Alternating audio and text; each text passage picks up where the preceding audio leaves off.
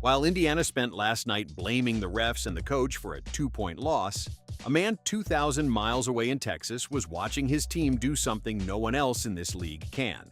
His name is Curt Miller, and the roster he built just knocked off the last two champions the WNBA has crowned in back-to-back games, while the one franchise with Caitlin Clark stood still.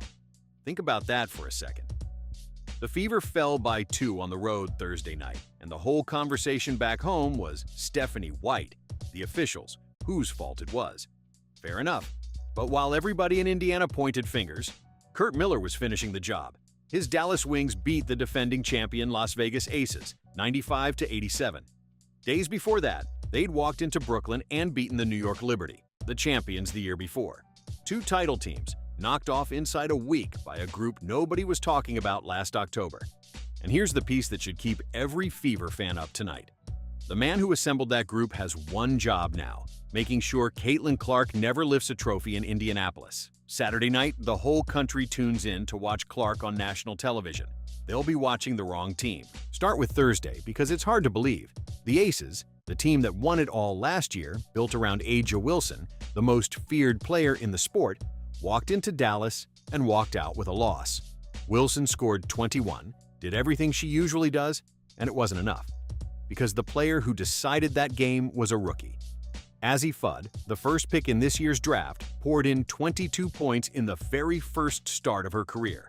Beside her, Jessica Shepard delivered one of the rarest nights the game has. 22 points, 20 rebounds, 10 assists. A triple-double with 20 boards. That doesn't happen. Paige Bueckers, last year's first pick, chipped in 20 more. And it wasn't some fluke of a hot opening quarter either. Dallas trailed for most of that game, hadn't held the lead since the very first few minutes, since it was 16-17.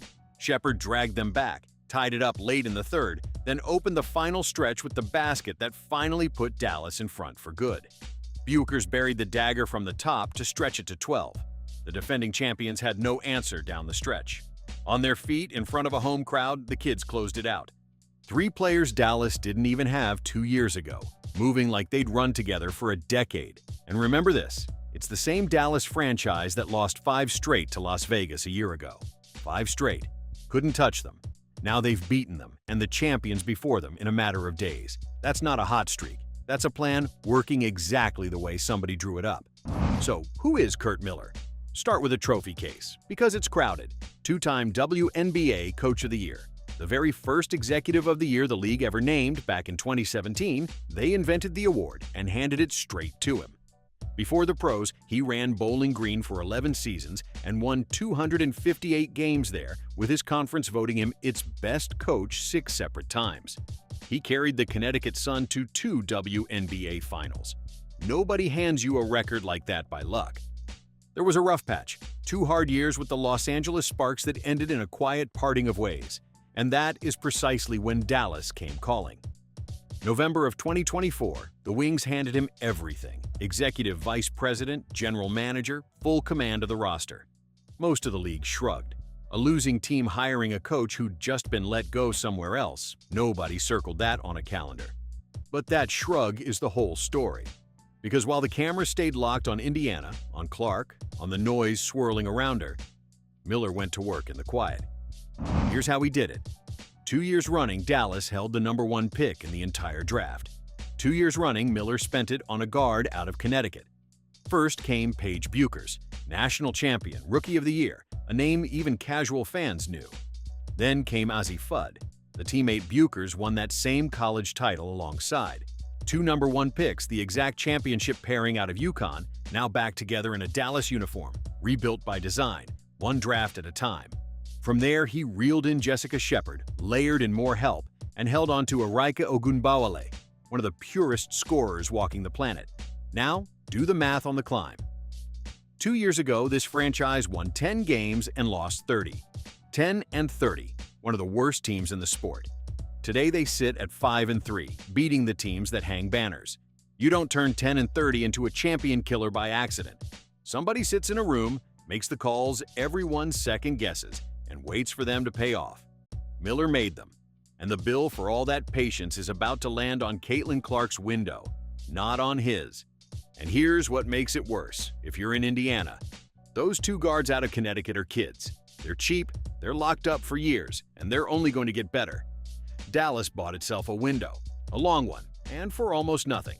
A team that's already beating champions and getting younger at the same time. That's the nightmare version of a rival. Good right now and built to stay good for a long time. Hold all of that up against what's been happening in Indiana. While Dallas built, the Fever argued. About the coach, about the injury report, about who should take the last shot with the game on the line. Clark made history this week, the fastest player who has ever lived to reach 1,000 points and 500 assists. And her team lost anyway, because on the night it mattered most, there was nobody else to lean on. That's the gap, laid bare. Dallas spent 2 years stacking real pieces around a young star. Indiana spent those same 2 years still figuring out, night to night, whether it even knows how to use the one it already has. Clark is in her 3rd season. The stretch where a player like her can drag an entire franchise to a championship is wide open right now, and a window like that does not stay open forever. Every month Indiana burns, spinning its wheels, is another month Curt Miller spends pulling closer. One of these front offices is playing chess, the other one is still hunting for the board. And this is where that one word matters. For 3 years straight, the story out west has been Las Vegas. Wilson, the rings, the dynasty everyone had to measure themselves against. If Caitlin Clark was ever going to win it all, the road ran straight through Vegas. Well, Dallas just walked into that conversation and knocked the champions flat. The last 2 title teams in this league beaten inside a single week. Which means the climb to a ring just got one wall taller. And Indiana didn't build that wall, never saw it rising, and tonight has no answer for it. Clark can break every record in the book. She is breaking them faster than anyone in history ever has. But records aren't rings. Somewhere between Caitlin Clark and the trophy she actually wants, there is now a team in Texas getting younger, deeper, and more dangerous by the week. Curt Miller put it there, brick by brick. And Indiana is going to have to climb over it, whether it's ready or not. And it isn't only Dallas. Look at the teams stacking up in front of Clark right now. Las Vegas still has Wilson. The Liberty still have a title core. Phoenix loaded up. And now there's a 5th name in that conversation that wasn't there a year ago. The team Curt Miller built out of the rubble of a 10-win season. The line to the trophy keeps getting longer, and Indiana keeps standing in the same spot, arguing about its coach. There's one more thing about this man that ought to sting in Indianapolis, a piece of history almost nobody bothers to tell the fans.